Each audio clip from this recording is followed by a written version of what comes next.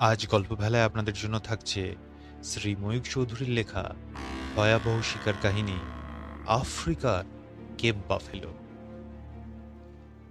মহিষ গোষ্ঠীর কোনো জানোয়ারকেই নিরীহ বলা চলে না। মহিষ মাত্রেই ভয়ঙ্কর জীব। গৃহপালিত মহিষও উত্তেজিত হয়ে মানুষের প্রাণ হরণ করেছে, এমন ঘটনা খুব বিরল নয়। বন্য মহিষের কথা না হয় ছেড়েই দিলাম, তবে মহিষ গোষ্ঠীর অন্তর্গত বিভিন্ন ধরনের জানোয়ারের মধ্যে সম্ভবত কেপ বাফেলো নামক আফ্রিকার মহিষই সবচেয়ে ভয়ঙ্কর জীব। মহিষ পরিবারের সকল পশুরই প্রধান অস্ত্র শিং আর খুর। কেপ বাফেলো নামে আফ্রিকার অতিকায় মহিষও এই দুই মহাস্ত্রে বঞ্চিত নয়। উপরন্তু তার মাথার উপর থাকে পুরু হাড়ের দুর্ভেদ্য আবরণ। শিরস্ত্রাণের মতো মাথার উপর দৃশ্যমান ওই সুকঠিন অস্থি আবরণ ভেদ করে সাপদের নখদন্ত অথবা রাইফেলের গুলি মহিষের মস্তিষ্কে আঘাত হানতে পারে না। ওই অস্থি আবরণের ইংরেজি নাম বস অব দি হর্নস, সংক্ষেপে বস। বসের দুই দিকে অবস্থিত শিংয়ের দৈর্ঘ্য সাধারণত ৩৬ ইঞ্চি থেকে ৪৫ ইঞ্চি, তবে ৫৬ ইঞ্চি লম্বা শিংও দেখা গেছে। কেপ বাফেলো সাধারণত দলবদ্ধ হয়ে বাস করে। দলের আধিপত্য নিয়ে পুরুষ মহিষদের মধ্যে যুদ্ধবিগ্রহ লেগেই আছে। সদ্য যৌবনপ্রাপ্ত তরুণ মহিষদের আক্রমণে বিপর্যস্ত হয়ে প্রাচীন মহিষরা অনেক সময় দল ছেড়ে পালিয়ে যেতে বাধ্য হয়। দল ছাড়া মহিষ যত্রতত্র ঘুরে বেড়ায় এবং পৃথিবীর যাবতীয় দ্বিপদ ও চতুষ্পদ জীব সম্পর্কে প্রচণ্ড বিদ্বেষ পোষণ করে। নিঃসঙ্গ পুরুষ মহিষ সম্পূর্ণ বিনা কারণে মানুষ বা পশুকে আক্রমণ করতে পারে। সুদানের অরণ্যে এক অনভিজ্ঞ শ্বেতাঙ্গ যুবক ওই রকম একটি নিঃসঙ্গ মহিষ সম্পর্কে যে অভিজ্ঞতা অর্জন করেছিলেন, সেই মর্মান্তিক অভিজ্ঞতার ভয়াবহ বিবরণ পাঠকদের সামনে উপস্থিত করছি। কাহিনীটি ভুক্তভোগীর নিজস্ব জবানিতেই পরিবেশিত হলো। আমার বয়স যখন ২০-র কিছু বেশি, সেই সময় শিকার কাহিনী, অভিযান কাহিনী ও জীবজন্তু বিষয়ক প্রচুর পুস্তক পাঠ করে আমার ধারণা হলো ওইসব বিষয়ে আমি যথেষ্ট জ্ঞান লাভ করেছি। এইবার একটা অভিযানে বেরিয়ে পড়লেই হয়। অতএব সকলের মতামত অগ্রাহ্য করে আমি উপস্থিত হলাম আফ্রিকায় অবস্থিত সুদানের খার্তুম নামক স্থানে।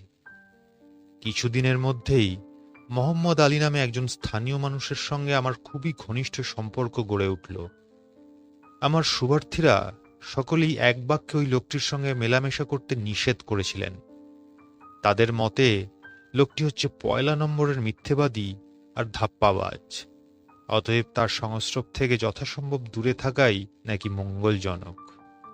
শুধু তারা নন, সমগ্র খাতুমের সমস্ত অধিবাসী মোহাম্মদ আলীকে অতিশয় দুষ্ট চরিত্রের লোক বলেই মনে করত। কিন্তু আমার তখন অল্প বয়সের গরম রক্ত, তার উপর বিস্তর পড়াশোনা করে নিজেকে প্রায় সব জানতা বলে মনে করছি। অতএব কারো কথায় আমি কান দিলাম না। মোহাম্মদ আলীর মুখে যেসব ভয়াবহ ঘটনার চাক্ষুষ বর্ণনা শুনেছিলাম, সেই সব ঘটনা যে প্রত্যক্ষদর্শীর বিবরণী না হয়ে ধাপ্পাবাজ মিথ্যেবাদীর মস্তিষ্ক প্রসূত কল্পনা শক্তির উৎকৃষ্ট উদাহরণ হতে পারে, এমন কথা আমার মনে আসেনি। মোহাম্মদ আলী সম্বন্ধে জনসাধারণের অভিমত আমি ঈর্ষাকাতর মানুষের নিন্দা বলেই ধরে নিয়েছিলাম। সুতরাং শিকার অভিযানের পক্ষে সবচেয়ে উপযুক্ত সঙ্গী হিসেবে যে লোকটিকে আমি বেছে নিয়েছিলাম, তার নাম মোহাম্মদ আলী। খবর পেয়েছিলাম ফ্র্যাঙ্ক প্রভিন্স নামে সুদানের একটি অরণ্য সংকুল অঞ্চলে বন্য মহিষের একটি বিরাট দল উপস্থিত হয়েছে। ওই মহিষজুতোকে সচক্ষে দর্শন করার জন্য উদ্গ্রীব হয়ে উঠলাম। মোহাম্মদ আলীকে প্রচুর পারিশ্রমিকের প্রতিশ্রুতি দিয়ে তারই তত্ত্বাবধানে নিযুক্ত ৬ জন স্থানীয় অধিবাসীর সঙ্গে রওনা হলাম মহিষজুতের সন্ধানে। যে 6 জন লোক মোট বহন করার জন্য আমার সঙ্গে চলল, তারা আমার উদ্দেশ্য সম্পর্কে আদৌ অবহিত ছিল না। নির্দিষ্ট স্থানের কাছে এসে তাদের জানালাম, মহিষজুতের সাক্ষাৎ লাভ করতেই আমি ওই অঞ্চলে পদার্পণ করেছি। আমার বক্তব্য শেষ হতে না হতেই 6 জন মোটবাহকের মধ্যে শুরু হলো তীব্র কণ্ঠস্বরের প্রচণ্ড প্রতিযোগিতা। আমি তখনও খুব ভালোভাবে স্থানীয় মানুষের ভাষা আয়ত্ত করতে পারিনি। সেই বিজাতীয় ভাষার তুমুল কোলাহল ভেদ করে তাদের বক্তব্য বিষয়ে আমি কিছুই বুঝতে পারলাম না। মোহাম্মদ আলীকে ডেকে তাদের এমন অসঙ্গত আচরণের কারণ জানতে চাইলাম। সে বলল, আমার প্রস্তাব শুনে অত্যন্ত উৎসাহিত হয়ে তারা উল্লাস প্রকাশ করছে, সুতরাং ওই বিষয়ে আমার মাথা ঘামানোর দরকার নেই। কিন্তু 3 দিন পরে এক মেঘাচ্ছন্ন প্রভাতে নিদ্রাভঙ্গ হতেই আমি যখন আবিষ্কার করলাম একমাত্র মোহাম্মদ আলী ছাড়া দলের প্রত্যেকটি লোকই তাঁবু ছেড়ে অদৃশ্য হয়েছে, তখন দস্তুর মতো মাথা ঘামাতে বাধ্য হলাম। মোহাম্মদ আলীকে ডাকলাম আমি। দলের সবাই পালিয়ে গেছে শুনে সে ভীষণ উত্তেজিত হয়ে উঠল। তৎক্ষণাৎ ঘোড়া সাজিয়ে সে জানালো, সবচেয়ে বড় মহিষের মাথাটা আমায় সংগ্রহ করে দেবে বলে যে প্রতিজ্ঞা সে করেছিল, সেই প্রতিজ্ঞা পালন করতে সে বদ্ধপরিকর। হতচ্ছাড়া পলাতকদের সে বুঝিয়ে দেবে কারো সাহায্যের ভরসা মোহাম্মদ আলী করে না, সে একাই কার্যসিদ্ধি করতে পারে। তার বাক্যস্রোতে আমি তখন হতভম্ব। আমাকে কোনো কথা বলার সুযোগ না দিয়ে সে তড়াক করে ঘোড়ার পিঠে উঠে তীর বেগে ঘোড়া ছুটিয়ে দিল।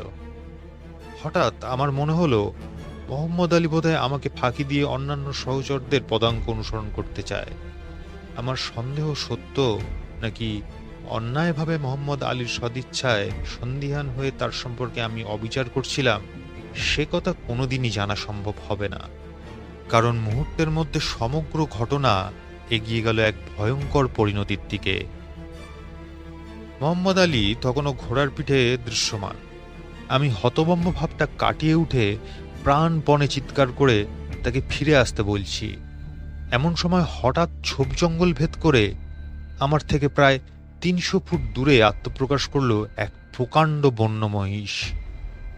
যে দলটিকে আমি অনুসরণ করতে চেয়েছিলাম, এই জন্তুটা সেই দলভুক্ত নয়। একটা দল ছাড়া মহিষের একক উপস্থিতি ঘটনাস্রোতকে বদলে দিল মুহূর্তের মধ্যে। মহিষ তার কর্তব্য স্থির করতে একটুও দেরি করল না। ঝড়ের বেগে ধেয়ে এলো মোহাম্মদ আলীর বাহন আরবি ঘোড়াটার দিকে।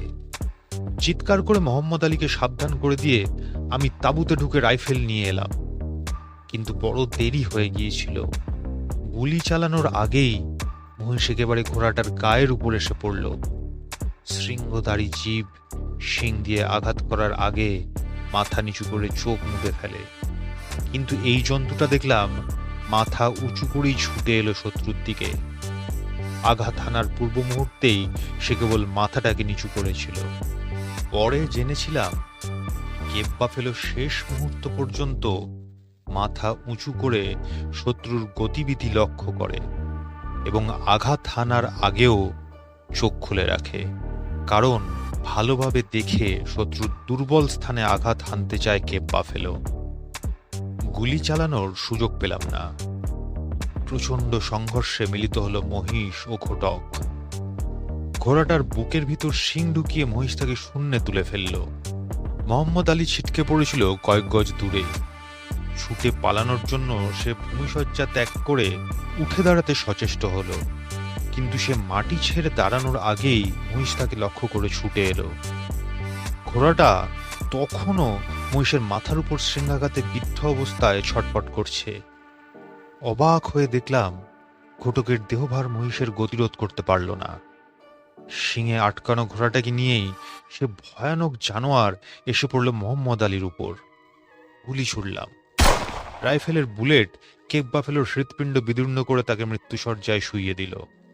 ঘোড়াটা তখনও শিঙে আটকে যাতনায় ছটফট করছিল। রাইফেলের দ্বিতীয় গুলি তাকে অসহ্য যন্ত্রণা থেকে মুক্তি দিয়ে মৃত্যুকে সহজ করে দিল। মহিষের দেহে প্রাণ ছিল না, গুলি লাগার সঙ্গে সঙ্গেই সে মারা পড়েছিল। মোহাম্মদ আলীকে বাঁচাতে চেষ্টা করেছিলাম, চেষ্টা সফল হলো না। মহিষ আর ঘোড়া জড়াজড়ি করে তার উপর পড়েছিল। দুটি বিশাল দেহের তলায় পিষ্ট হয়ে মৃত্যুবরণ করল মোহাম্মদ আলী। উপরে উল্লেখিত ঘটনার বিবরণ যিনি দিয়েছেন সেই অখ্যাত যুবকের নাম ছিল আত্তিলিও গত্তি। সেদিনের সেই অখ্যাত যুবক পরবর্তীকালে প্রথম মহাযুদ্ধে মিত্রপক্ষে যোগ দিয়ে কমান্ডার আত্তিলিও গত্তি নামে খ্যাতি লাভ করেন। বিশ্বযুদ্ধের সর্বগ্রাসী অগ্নি নির্বাপিত হওয়ার পর কমান্ডার আত্তিলিও গত্তি আফ্রিকার বিভিন্ন অঞ্চলে পর্যটন করেছিলেন এবং সেই ভ্রমণ কাহিনীর বিবরণ দিয়ে একটি পুস্তক প্রকাশ করে বহু পাঠকের মনোযোগ আকৃষ্ট করেছিলেন। উক্ত পুস্তকে বর্ণিত ঘটনাগুলি অতিশয় রোমাঞ্চকর ও শিক্ষাপ্রদ বটে, কিন্তু সেই সব বিবরণই আমাদের আলোচনার বিষয়বস্তু নয়। তাই এই প্রসঙ্গ এখানেই শেষ করলাম। এবার মার্কিন মুলুকের এক আধুনিক শিকারীর অভিজ্ঞতার কাহিনী পাঠকদের পরিবেশন করছি। শিকারীর নাম জন পি বার্গার। আমেরিকানদের মধ্যে অনেকেরই শিকারের শখ আছে। এই সাংঘাতিক শখ চরিতার্থ করার জন্য পৃথিবীর বিভিন্ন অঞ্চলের বনভূমিতে জীবন বিপন্ন করতেও তারা ইতস্তত করেন না। আফ্রিকার অরণ্য বিভিন্ন জানোয়ারের প্রিয় বাসভূমি, তাই উক্ত অরণ্যকে শিকারীর স্বর্গ বললে আদৌ অত্যুক্তি হয় না। আরও অনেকের মতোই বর্তমান কাহিনীর অন্যতম নায়ক বার্গার সাহেব শিকারীর স্বর্গ উপভোগ করতে অর্থাৎ আফ্রিকার জঙ্গলে শিকার করতে এসেছিলেন।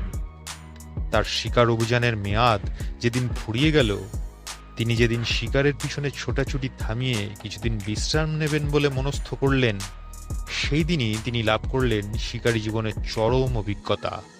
কয়েক মুহূর্তের জন্য নিশ্চিত মৃত্যুর মুখোমুখি দাঁড়ালেন মিস্টার বার্গার। বার্গার সাহেবের আদেশে তাঁবু গুটিয়ে রাখা হলো। উত্তর দিকে প্রায় 50 মাইল দূরে অবস্থিত পরবর্তী আস্তানার উদ্দেশ্যে যাত্রা করতে হবে। সুতরাং পথিমধ্যে মোটবাহকদের জন্য খাদ্য সংগ্রহ করা দরকার। একটা ছোটখাটো অ্যান্টিলোপ অর্থাৎ হরিণ জাতীয় পশু মারতে পারলেই জন্তুটার মাংসে মোটবাহকদের ক্ষুণ্ণিবৃত্তি করা যায়। অতএব শেষবারের মতো শিকারের উদ্যোগ করলেন মিস্টার বার্গার। খুব সকালে 9 জন নিগ্রো সঙ্গী নিয়ে মিস্টার বার্গার চললেন অ্যান্টিলোপের সন্ধানে। খাদ্য ও পানীয় বলতে সঙ্গে নিলেন 8 গ্যালন জল, 1 বোতল কফি আর 2টি আম। দুপুরের আগেই তিনি তাঁবুতে ফিরে আসবেন বলে স্থির করেছিলেন, তাই খুব বেশি খাদ্যদ্রব্য বহন করার প্রয়োজন বোধ করেননি মিস্টার বার্গার। নিকটবর্তী একটা জলাশয়ে জন্তুরা জলপান করতে আসত, সেইখানেই বাঞ্ছিত জীবটির দেখা পাওয়ার আশা করেছিলেন শিকারী। কিন্তু যথাস্থানে পৌঁছে দেখা গেল জলাশয়ের কাছে সুদীর্ঘ ঘাস জঙ্গলের উপর জ্বলছে লেলিহান অগ্নি, দাবানল। বনের কোথাও আগুন লাগলে কোনো জানোয়ার সেই অগ্নিকাণ্ডের কাছাকাছি থাকে না, অতএব সেখানে একটিও জানোয়ারের দেখা পাওয়া গেল না। মিস্টার বার্গার জানতেন কয়েক মাইল দূরে আরেকটি জলাভূমির বুকে তৃষ্ণা নিবারণ করতে আসে বিভিন্ন জাতের জানোয়ার। সেই জলাশয়ের উদ্দেশ্যে রওনা হলেন বার্গার সাহেব তার দলবল নিয়ে। যথাস্থানে পৌঁছে তারা অনেকগুলো জন্তুর দেখা পেলেন।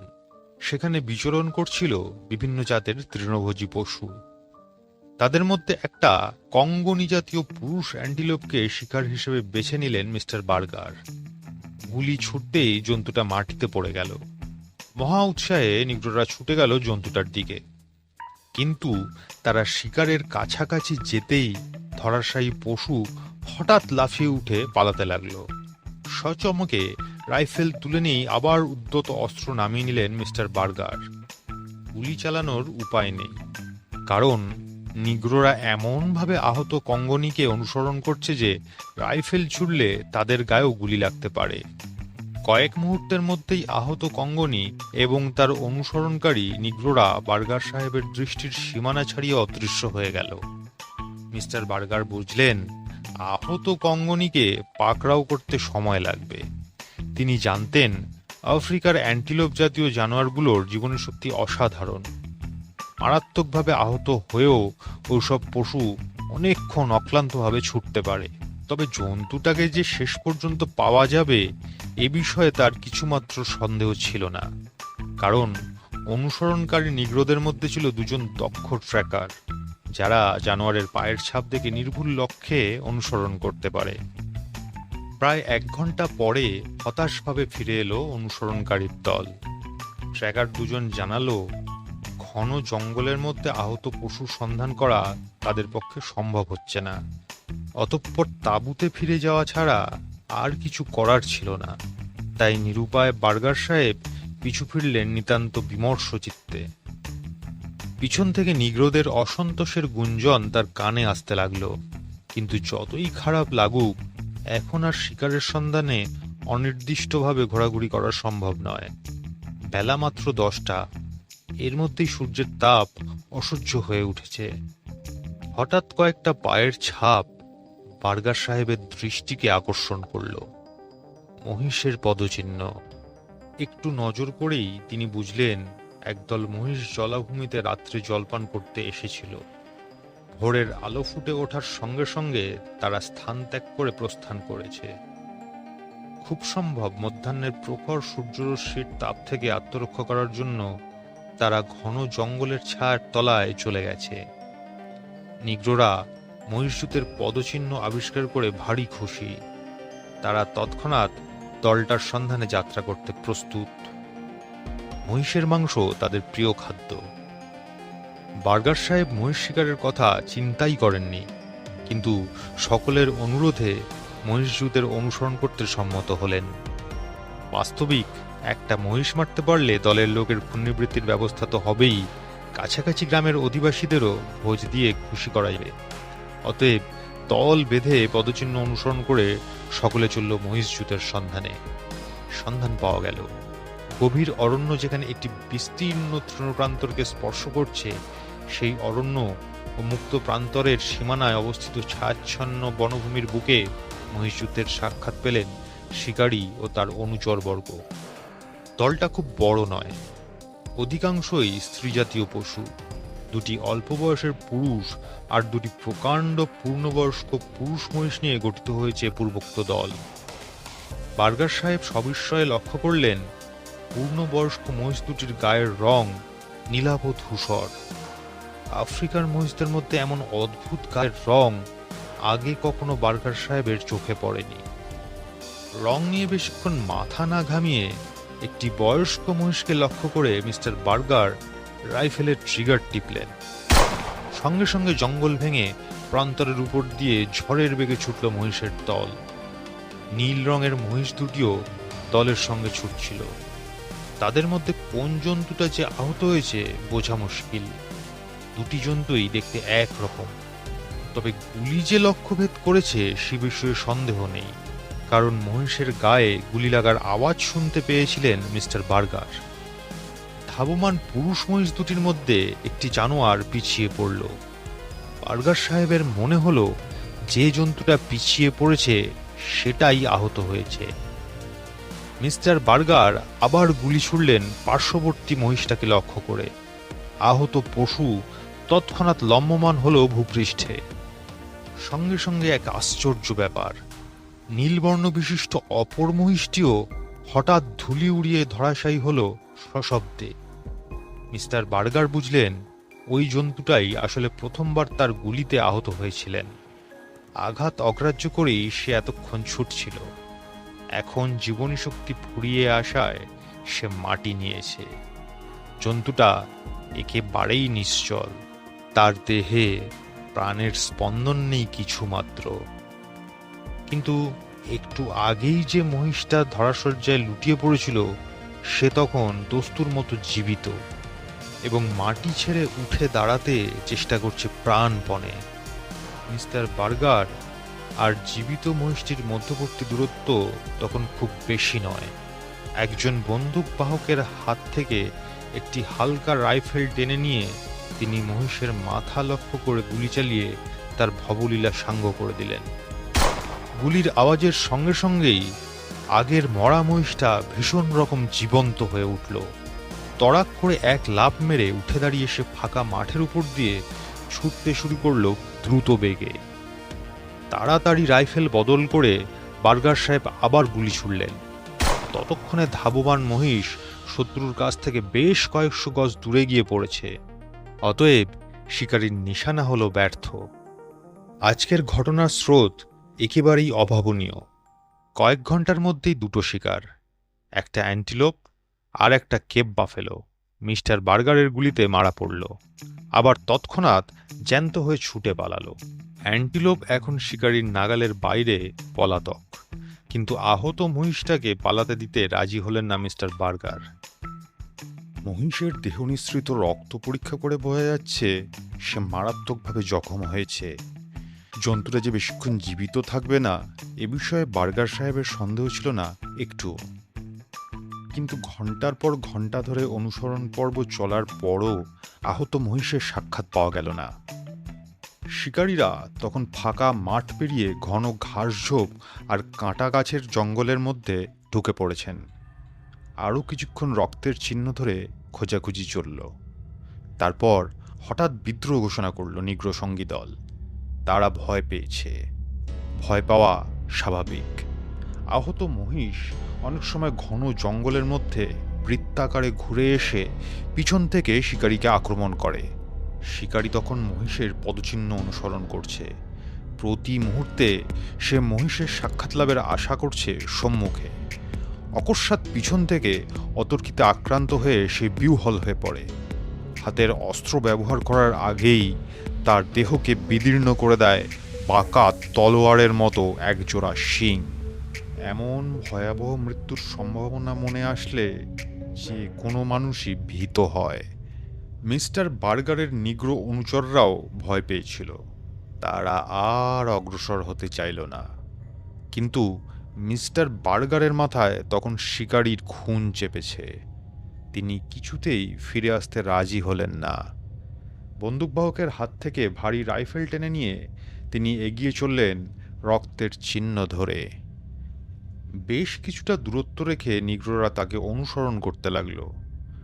ঘন ঝোপঝাড় শেষ হয়ে কিছুটা জায়গা বেশ পরিষ্কার। সেই পরিষ্কার জায়গাটায় এসে মিস্টার বার্গার চারদিক বেশ ভালোভাবে পর্যবেক্ষণ করতে লাগলেন। অপেক্ষাকৃত ফাঁকা জায়গাটা পার হলেই আবার একটা ঘন কাঁটা ঝোপ। ওই কাঁটা ঝোপের ভিতরে আহত মহিষকে দেখতে পাবেন বলে আশা করেছিলেন মিস্টার বার্গার। কিন্তু তিনি কাঁটা ঝোপটার ভিতর প্রবেশ করার উপক্রম করতেই পিছন থেকে নিগ্রোরা প্রতিবাদ জানাতে শুরু করল। প্রধান ট্রেকার এন্দেজ জানালো এইভাবে আহত মহিষকে অনুসরণ করা অত্যন্ত বিপজ্জনক। কাঁটা ঝোপের জঙ্গলে প্রবেশ করা উচিত নয়। মিস্টার বার্গার কারোর প্রতিবাদে কর্ণপাত করলেন না। তার অভিমত হচ্ছে যে পরিমাণ রক্তপাত হয়েছে তাতে মহিষের এতক্ষণ বেঁচে থাকার কথা নয়। যদি সে বেঁচে থাকে তাহলেও রক্তস্রাবে অবসন্ন পশুটির লড়াই করার মতো প্রাণশক্তি অবশিষ্ট নেই। ঘন সন্নিবিষ্ট ঝোপের মধ্যে বড় গাছ একটিও ছিল না। হঠাৎ আক্রান্ত হলে গাছে উঠে আত্মরক্ষার উপায় নেই দেখে নিগ্রোরা আর অগ্রসর হতে রাজি হলো না। মিস্টার বার্গার রাইফেল বাগিয়ে একাই অগ্রসর হলেন এবং প্রবেশ করলেন ঝোপের ভিতর। প্রায় 50 গজ অগ্রসর হওয়ার পর একটা কাঁটা গাছের তলায় মহিষটাকে দেখতে পেলেন মিস্টার বার্গার। সগর্জনে অগ্নিবর্ষণ করল রাইফেল। শিকারীর নিশানা ভুল হয়নি, কিন্তু দুর্ভাগ্যক্রমে রাইফেলের ট্রিগারে চাপ দেওয়ার সঙ্গে সঙ্গেই হঠাৎ মাথা তুলল মহিষ। ফলে ঘাড়ের মধ্যে বিদ্ধ হওয়ার পরিবর্তে বুলেট ঘাড়ের চামড়া ঘেঁষে বেরিয়ে গেল। তৎক্ষণাৎ ধেয়ে এলো রুদ্রমূর্তি মহিষাসুর। প্রতিহিংসায় উন্মত্ত পশু এত দ্রুত বেগে ছুটে আসছিল যে মিস্টার বার্গারের রাইফেল আবার অগ্নিবৃষ্টি করার আগেই শিকার ও শিকারীর মধ্যবর্তী দূরত্ব কমে গেল সাংঘাতিকভাবে। মিস্টার বার্গার যখন মহিষকে লক্ষ্য করে রাইফেল তুলেছিলেন সেই সময়ে তার থেকে জন্তুটার দূরত্ব ছিল কম বেশি প্রায় 75 গজ। দ্বিতীয়বার গুলি চালানোর পূর্ব মুহূর্তে দুই শত্রুর ব্যবধান দাঁড়িয়েছিল 50 গজেরও কম। আহত মহিষের এমন ভয়ঙ্কর গতিবেগ আশা করেননি মিস্টার বার্গার, কিন্তু পরবর্তী ঘটনা তাকে আরও চমকিত ও ভীত করে তুলল। দ্বিতীয়বার নিক্ষিপ্ত বুলেট সশব্দ মহিষের দেহে বিদ্ধ হলো। গুলি লাগার আওয়াজ স্পষ্ট শুনতে পেলেন শিকারী। তবু ক্ষিপ্ত মহিষের গতি রুদ্ধ হল না। আর গুলি চালানোর সময় নেই। মহিষ একেবারে সামনে এসে পড়েছে। অল্প বয়সে বক্সিং বা মুষ্টিযুদ্ধকে পেশা হিসেবে গ্রহণ করেছিলেন মিস্টার বার্গার। পেশাদার মুষ্টিযোদ্ধা চোখের পলকে আত্মরক্ষা ও আক্রমণের উপায় স্থির করতে পারে। সেই বিদ্যা এখন কাজে লাগলো। মুহূর্তের মধ্যে তিনি বুঝে নিলেন, সোজা হয়ে দাঁড়িয়ে থাকলে মহিষের শৃঙ্গাঘাতে মৃত্যু অনিবার্য। কথাটা মনে হওয়ার সঙ্গে সঙ্গে তিনি ঝাঁপিয়ে পড়লেন ঘাস জমির উপর, ঠিক ডাইভ দেওয়ার ভঙ্গিমায়। ডান পায়ের উপর একটা প্রচণ্ড আঘাত অনুভব করলেন তিনি। পরক্ষণেই তার শরীরটা নিক্ষিপ্ত হল শূন্য পথে। সৌভাগ্যক্রমে মহিষের শিং স্পর্শ করতে পারেনি। ডান পায়ের উপর একটা খুরের আঘাত লেগে শূন্যপথে উড়ে গিয়ে তিনি ছিটকে পড়লেন মাটিতে। মাটির উপর পড়েই উপুর হয়ে শুয়ে পড়লেন মিস্টার বার্গার। আহত গন্ডার বা হাতি অনেক সময় ভূপতিত শত্রুকে অতিক্রম করে যাওয়ার পর আর ফিরে এসে আক্রমণ চালায় না, কিন্তু মহিষ সর্বদাই ফিরে এসে ধরাশায়ী শত্রুর উপর শিংয়ের ধার পরখ করতে থাকে।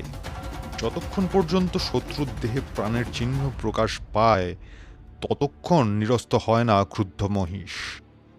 উপুর হয়ে শুয়ে থাকলে মানুষের দেহে শিংয়ের গুঁতো মারতে মহিষের অসুবিধা হয়। সেজন্যই ওইভাবে শুয়ে পড়েছিলেন মিস্টার বার্গার। কিন্তু মিস্টার বার্গারের আততায়ী ফিরে এসে তাকে আবার আক্রমণের চেষ্টা করল না। মহিষের জীবনশক্তি শেষ হয়ে এসেছিল। নিজের গতিবেগে কিছুটা এগিয়ে গিয়ে সে সশব্দে লুটিয়ে পড়ল মাটির উপর, আর উঠল না। মৃত্যুর পর মহিষের দেহ পরীক্ষা করা হলো। পরীক্ষার ফলে দুটি মহিষের অদ্ভুত গায়ের রঙের কারণটা জানা গেল। মহিষরা অনেক সময় কাদার মধ্যে গড়াগড়ি দেয়। এই মহিষ দুটি নিশ্চয়ই একসময় কাদায় গড়াগড়ি দিয়েছিল। কাদা শুকিয়ে গেলে তার রং হয় নীলাভ ধূসর। সেই শুকনো কাদার প্রলেপ দূর থেকে জন্তু দুটিকে চিহ্নিত করেছিল নীলাভ ধূসর বর্ণে। আক্রমণকারী মহিষের বক্ষস্থলে বিদ্ধ হয়েছিল দুটো বুলেট। ভারী রাইফেলের গুলি দুবার বুক ফুটো করে দেওয়ার পরেও জন্তুটা মারমুখ হয়ে তেড়ে এসেছিল শিকারীকে হত্যা করতে। নিতান্ত বরাত জোরেই নিশ্চিত মৃত্যুর কবল থেকে রক্ষা পেয়েছিলেন মিস্টার জন পি বার্গার। আমাদের পাঠ করা গল্প ভালো লাগলে অবশ্যই লাইক, কমেন্ট ও শেয়ার করবেন। আর উৎসাহিত করতে সাবস্ক্রাইব করতে ভুলবেন না। ধন্যবাদ।